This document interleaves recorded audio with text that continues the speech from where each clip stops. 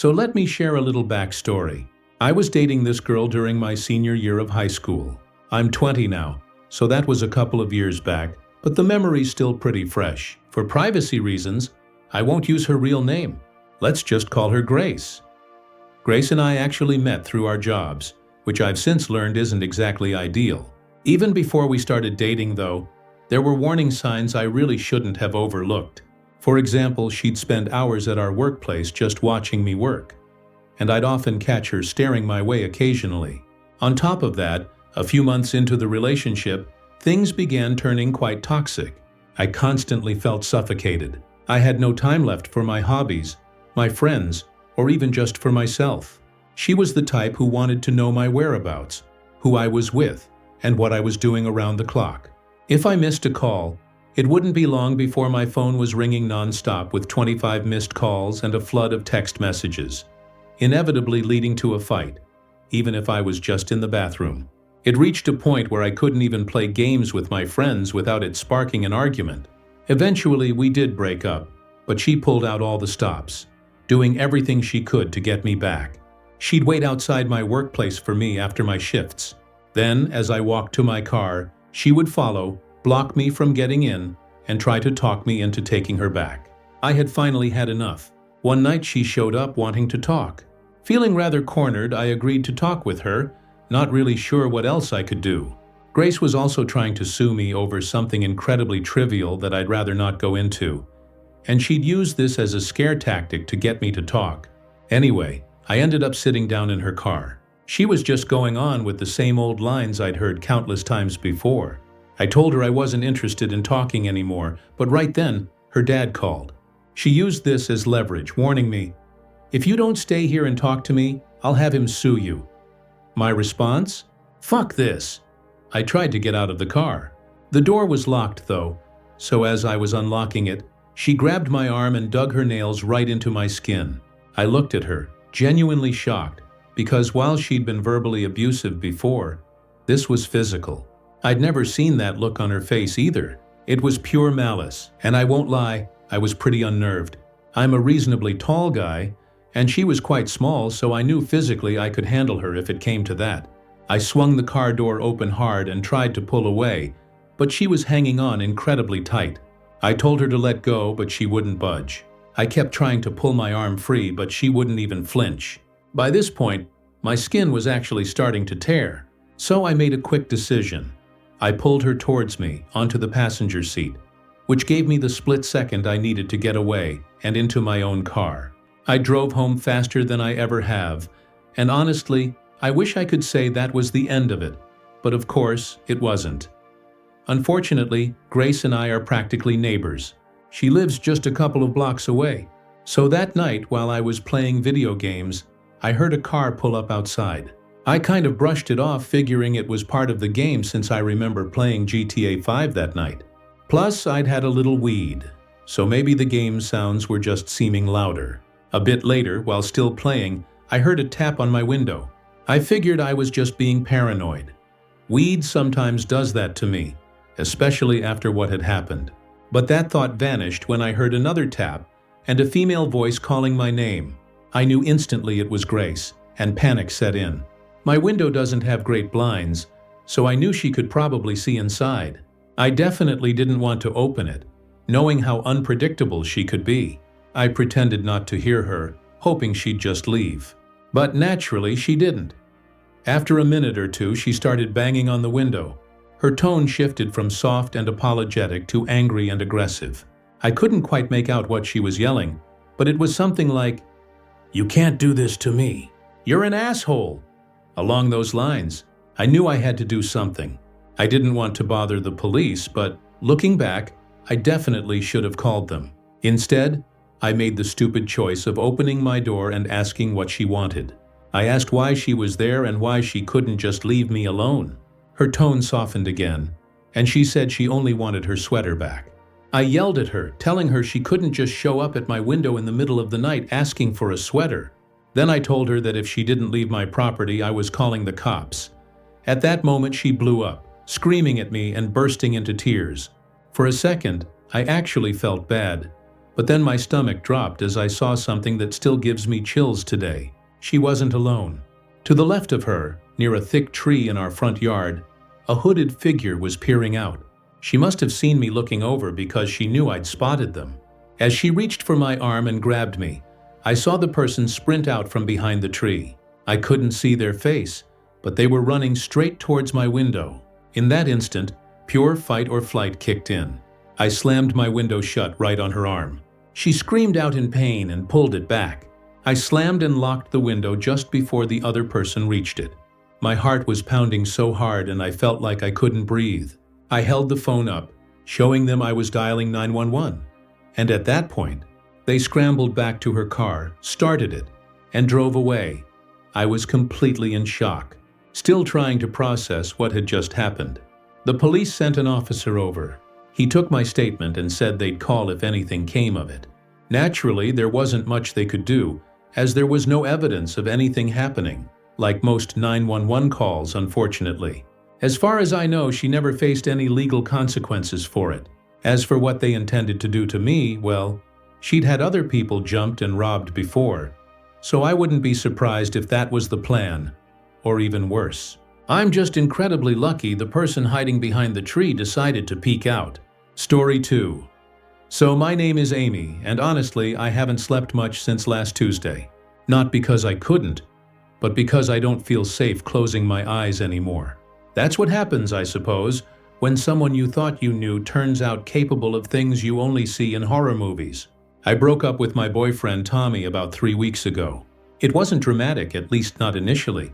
We'd been together for just under a year. At first he was sweet. He was very attentive, always texting and calling, like any partner might be initially. It felt like real love, the kind you feel lucky to have. But over time it became possessive. He'd get upset if I took too long to reply. He'd ask strange questions like who I'd smiled at that day, or if I'd noticed any guys looking at me. Sometimes he'd just show up at my job, unannounced, standing outside the window like he was checking up on me. He even showed up at bars I was at with friends, on a girls' night out, and forced me to go home with him. My friends started hating him for exactly those reasons. He never trusted me, but I only ended it when he started asking if we should put a tracker on my phone to keep each other safe. Not share locations, literally put a tracker on my phone. That was the final straw. I told him it was over. He cried at first, but then he just went silent.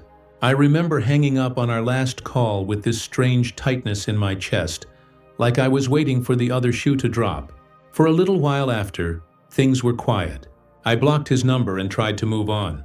I started going back to the gym, cooking proper meals, just trying to feel normal again. But about a week after the breakup, I started getting strange messages. Not from Tommy, or at least not directly, but from random numbers with no name or context. They were short, usually just a vague single sentence. I didn't reply to any of them. That's just asking for a spam number to keep harassing you. I just blocked each number as it came. I didn't tell my friends. I told myself it was probably just spam or some bot, because I'd always gotten spam texts. But then it went beyond just random texts. One night, I was in bed and had to get up to use the bathroom.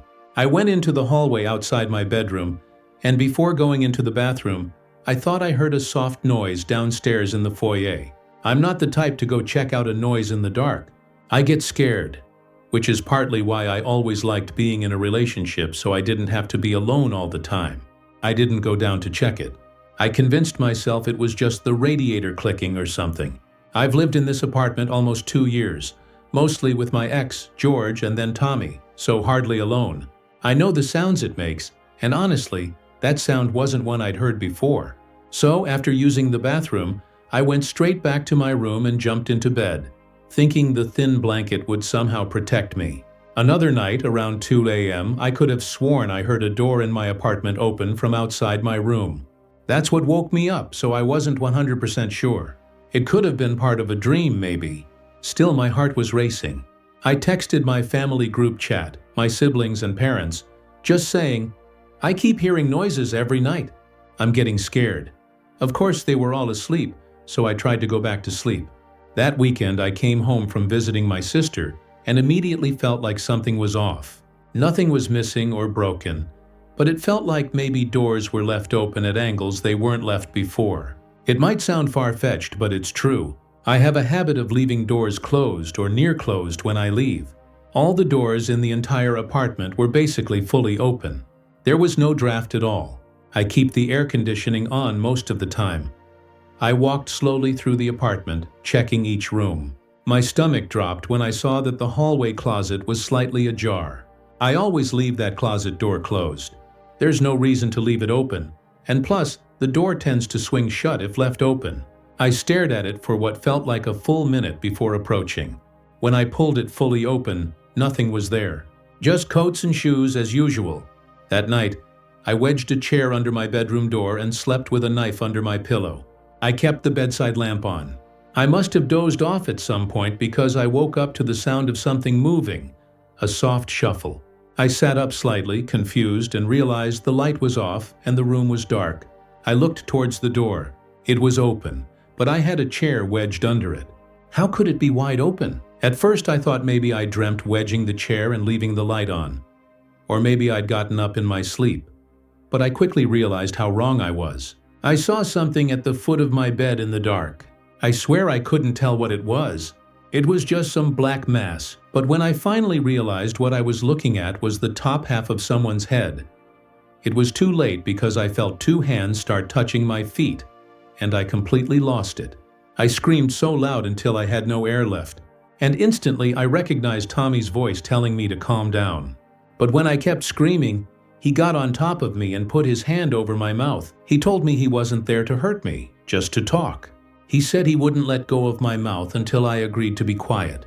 So I nodded. The first thing I asked him was how he got into my apartment, and he said he made a copy of my key when we were together, just in case there was ever an emergency. He never told me he did that. That's textbook psychopath behavior. He must have snuck out one night with my keys to get a copy somewhere. As I sat there listening to him, I debated pulling the knife, but I was too scared to do so. I knew if I did that, I had to actually be ready to use it. He kept saying over and over how he wasn't there to hurt me, just to talk. But it seemed like he was just there to scare me into agreeing to get back with him. And I was genuinely too scared to say no, terrified of what he might do. So I said yes, but I asked him to just leave for the night because I was completely shaken. I think he was there in my bed for about half an hour total before he left, and when he was gone, the first thing I did was call the police and explain the break-in. I told them I was scared he might still be on the premises, so they would actually send officers. When they did, I made an official police report, which I later used to file a restraining order against Tommy. Enough people backed up my claims, even though I couldn't actually prove he broke in. Later, a detective traced the fake numbers back to his cell phone using some fake number app, which also helped with the restraining order.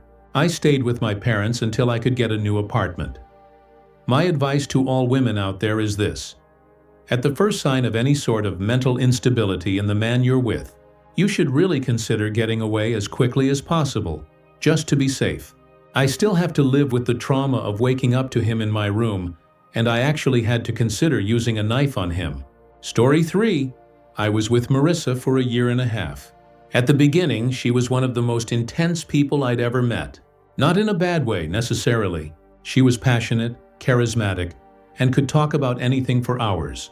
When she was around, it felt like she pulled you into her world. The first few months were amazing. She'd surprise me with gifts, leave sticky notes with poems on my mirror, text me goodnight every single night without fail. But that intensity had a darker side. She didn't do calm or wait and see. Everything was either perfect or catastrophic. If I was 5 minutes late responding to a text, she'd send a barrage of messages, first worried, then angry, and then apologizing. It got worse gradually, almost invisibly. She once accused me of cheating because I liked an Instagram post from a girl I hadn't talked to since high school. And when I told her that something she did made me uncomfortable, she would shut down completely. I don't mean just getting quiet. I mean, she would sit in my apartment for hours staring at the wall, just refusing to leave until I told her everything was fine. The first time she showed up at my office unannounced was 6 months in. She brought coffee and acted like it was cute, like we were some TV couple. I laughed it off, but the second time was because I hadn't answered her call. She stayed parked outside in the lot until I came down. She'd been crying. I told her it wasn't okay, and she just smiled and said, "You do the same for me, right?" I didn't have an answer for that. I kept making excuses for her. Trauma, abandonment issues, childhood stuff. I thought if I just proved I wasn't going to leave, she'd calm down. Instead, the more I gave, the more she needed. Eventually, I reached my limit. I told her it had to end. She didn't yell or cry. She just stared at me in silence for what felt like minutes. Then she nodded and said, "You think it's over for you, but it's not over for me." I remember how cold that made me feel, like it wasn't even a threat, just a fact. I blocked her on everything that same night, and I changed my number. I even asked my building manager if I could get a different apartment. For a few weeks I thought it worked. Then the letters started showing up. The letters had no stamps or return addresses, just my name handwritten on the envelope, usually left between my door and the frame. I kept some of these notes. The first one was kind of nostalgic. It said, "I miss waking up to you. I still sleep on the side of the bed where you used to lay." The second one got stranger. It said, "You always check the door 3 times before you go to bed. You probably don't even notice it, but I do." The third letter was the one that made me pack a suitcase. It said, "You wore your blue hoodie Monday, the one with the hole in the sleeve. You should sew that up before it gets worse." That was the exact hoodie I wore when I went to pick up groceries that day, across town in the pouring rain. I hadn't seen anyone I recognized, not a single person, but she had seen me. I knew then that moving across the city wouldn't be enough. I found a job in Denver, a good one. I didn't tell anyone except my brother and immediate family. I left no forwarding address. I even created a new email for the job, and I didn't link any personal info. I went completely dark. I even got a P.O. box under a false name. I thought that would be enough. And for a while, it was. Many months passed, and I slept soundly. I started dating again. Nothing serious, just drinks and movies. But I was laughing again. I felt like myself. Then one Saturday, I opened my P.O. box and found an envelope. Just my name again. No stamp or return address. Inside was a Polaroid. It was of me walking my apartment building taken from behind. My earbuds were in, and I had a coffee in one hand. It was cold out. You could see snow on the sidewalk and the mountains in the background. I checked the back, and written in red ink, it said, "Your shoulders slouch when you're tired." I didn't wait. I moved again, faster this time. I paid cash for a rental in a different part of town, a smaller building with fewer tenants. I switched jobs once again and told my boss I had family stuff and had to go fully remote. I got a rescue dog who was big and loud, a big German Shepherd mix, trying to keep me sane. I deleted mostly everything online. No apps, no social media. I went off the grid for almost a year and heard nothing. No letters or pictures. I let myself believe she was finally gone until the post-it note. It was stuck to my front door one evening when I got home from walking the dog. It was a yellow note with red ink, and it said, "I don't like the beard." My stomach actually dropped. I'd grown it out maybe 3 months prior. Nobody had seen me with it except the dog and maybe my work webcam, which I kept covered unless on a call. I shaved it off that night. I told myself it was a coincidence. But the next morning, another note was waiting, tucked under the windshield wiper of my car. It said, "Better." I contacted the police again and filed a report. They said without threats or property damage, there wasn't anything they could do. I asked if I could file a restraining order, and they said I'd need to prove she'd been near me, which without seeing her or catching her in the act was nearly impossible. I changed my habits and started paying attention to every detail, like locking the doors and drawing the blinds. I didn't sleep much. I'd lie in bed for hours staring at the ceiling, waiting for the floorboards to creak. 2 weeks passed with no incident. I started to wonder if maybe the notes were old. Maybe she'd left them a while ago and I'd only just noticed. But deep down, I didn't even believe that. Then one night, I woke up in the middle of the night with this horrible feeling, like someone had just been watching me, and they only just stepped out of the room. I got up and checked the doors and windows, even under the bed, like I was a kid again. Nothing was out of place. But the next morning, taped to the outside of my front door, was a small envelope, like someone had taken their time to align it perfectly. Inside was a photo, one I hadn't seen in years. It was Marissa and I in a boardwalk photo booth from back when we were still together. We were smiling.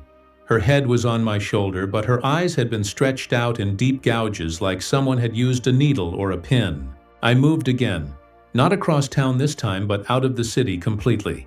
I found a small cabin 3 hours into the mountains. It was isolated and surrounded by pine trees with only one road in. I paid in cash and used a fake name on the lease, which was month to month. And I left my old smartphone behind, getting a second phone number in the process. I bought a burner phone for emergencies mainly. I worked remote through a company-issued laptop that only connected through a secure VPN. No one besides my immediate family and my best friend knew where I was. I kept to myself. The only so-called visitor I got was my Uber Eats driver delivering occasional groceries. For a whole month, I barely even went into town, and it all finally worked until I heard footsteps outside crunching the snow. My dog went ballistic. The next morning I found the footprints. They were shoe marks, and they went from window to window. There were no notes or anything left anywhere on the house, though. What else was I to assume other than it was her? That she found me again, even though I still don't know for certain if that was actually her that time. I spent that entire day packing my things and driving back to my hometown.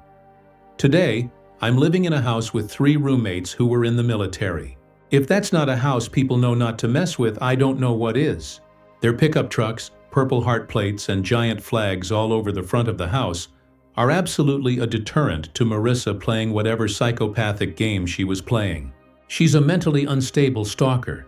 It's clear as day, and she's a danger to herself, me, and whoever she gets involved with in the future. I just wish law enforcement was more willing to step in and do something before something really bad happens.